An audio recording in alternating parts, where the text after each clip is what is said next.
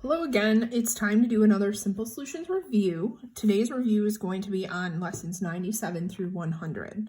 So I'm going to go through each lesson, give you the stars, and then I'm going to try to go through every problem that I think will give you trouble. So I'm going to start with lesson number 97. The ones starred on 97 are 1, 2, 5, 6, 7, 8, and 11. Okay, so I'm going to start with number 1. It says Troy earned an equal amount of bonus points on 3 different extra credit projects. If he earned 72 points, how many points did he earn for each project? Write and solve an equation with a variable.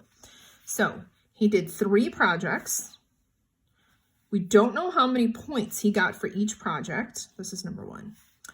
But we know that he got 72 points overall. They're asking you to write an equation. So this is the equation that you would write. Okay, X is for the number of points that we're looking for that he got for each project. Then we would figure out 3 times what equals 72, and X equals 24. Okay, to figure that out, you can just do 72 divided by 3, and that'll give you 24 for how many points he got for each lesson. On number 2, I'm going to try to slide my book over here the best I can. Okay, it's asking you which expression is not equivalent to the other 2. You're going to have to simplify each of these to figure it out. So this one, letter A, right here, is already simplified for you. For B and C, you're going to have to distribute this. So we're going to have to do 6 times 2J, which is 12J, 6 times 3K, which is 18K, plus 6 times 1, which is 6, okay? And right when we do that first one for B, we see that this one is equal to this one. So that means by process of elimination, C must not be equivalent, okay? Because if we do 6 times 3J, right off the bat, we get 18J. So right away, we see that it's not equivalent to the others. Okay, on number 5, on a vertical number line, oops, let me move my book over. On a vertical number line, the number with the lower value is located below the other number. Which integer is located below the other number? Insert an inequality sign. All you're doing is putting which number is greater than or less than. So 2 is greater than 8. On number 6, what value makes P true? So they give you this problem. They say 4P plus 3 equals 35. They give you a bunch of numbers to plug in for P. So let's try the 5. 4 times 5 plus 3. 4 times 5 is 20 plus 3 equals 23. So we know that's not true. Then they give you 4 times 8 plus 3. 32 plus 3 equals 35. So the 8 works for that. You're just going to have to test the numbers into the variable that they give you. Okay, on number 7. 7 is very similar to the math lesson you did today, but I'm just going to go over it really quick. It's a good chance for another look at it. So 4, we're going to distribute the 4. 4 times 10x is 40x, plus 4 times 8 is 32. So this is your answer, okay? And on number 8, that's just straight division. I'm not going to go over that. That's something you should be very familiar with, and you can use a remainder or a fraction or a decimal to show your answer. On number 11, it says simplify. Let me write down what they have. Y plus 3.25 plus 4z plus 7. They want us to simplify this. Oh, I'm sorry. They just want us to study it and tell us what the terms are. I'm sorry about that. Okay, so the number of terms. The terms are the parts of the problem that are separated by plus, minus, divide, or multiply. So we see there's 1, 2, 3, 4 terms. Our variables are just the letters, so Y and Z. Our constants are our numbers that don't have variables. They're called constants because if it had a variable, it would change the value of this number. So those are our constants. Okay, let's go over to lesson 98. On lesson 98, we have number 4 and number 10. Okay, on number 4, we have, and I'll do it for you really quick, just to review decimals and multiplying, 3.12 times 0.09. 9 times 2 is 18, carry the 1 is 10. 9 times 3 is 27, so we have 28. We're going to put a 0 for a placeholder. These are all zeros again, so 1, 2, 3. We're going to put 2 zeros for the placeholder.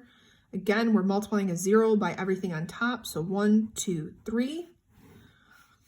We have 8, 0, 8, 2, and another 0, and we have 1, 2, 3, 4 decimal points in our problem.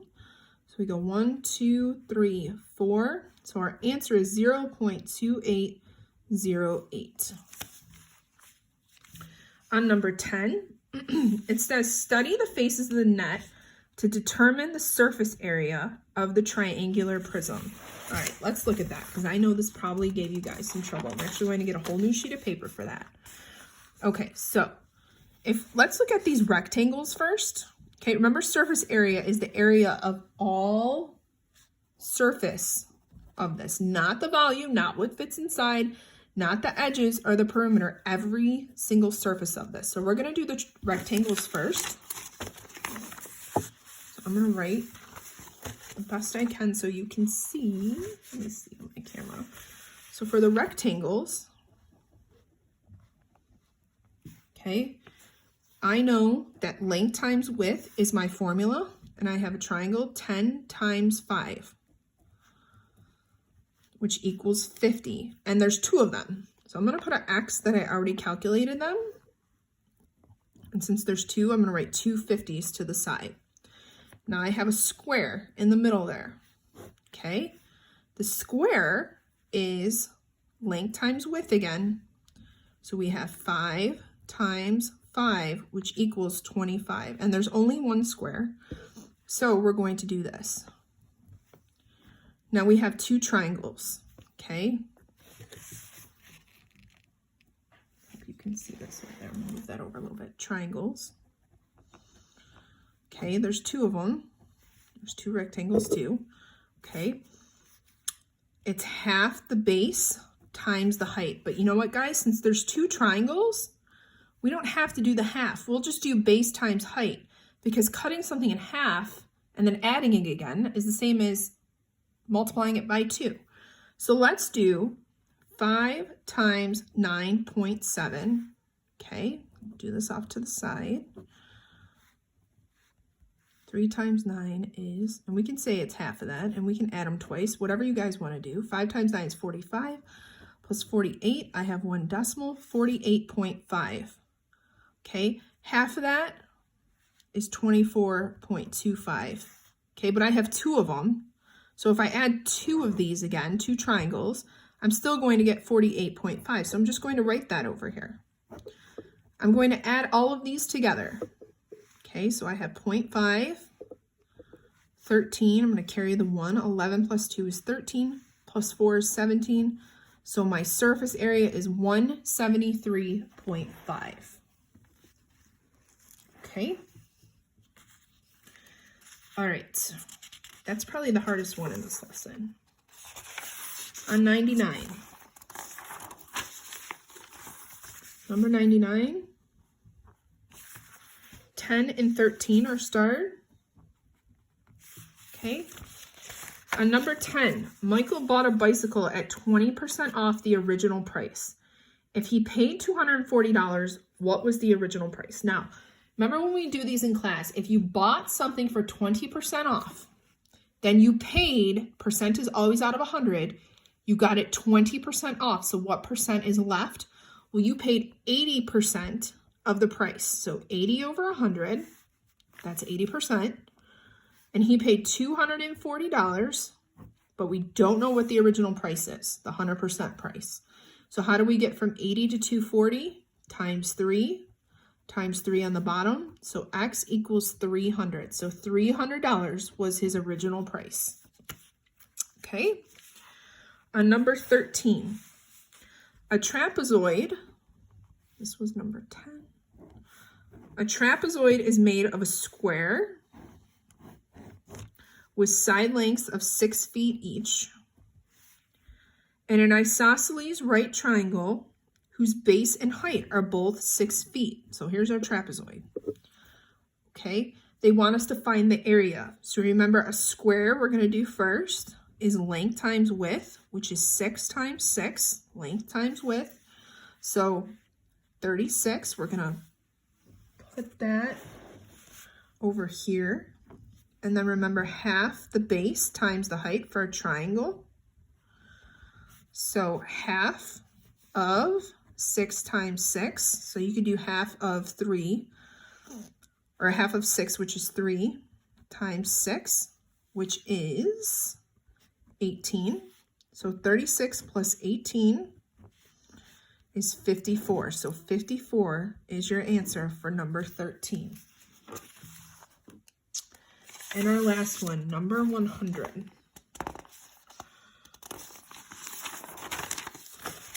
On lesson 100, can you believe we've already gone 100 lessons? It's crazy. Is 1 and 11.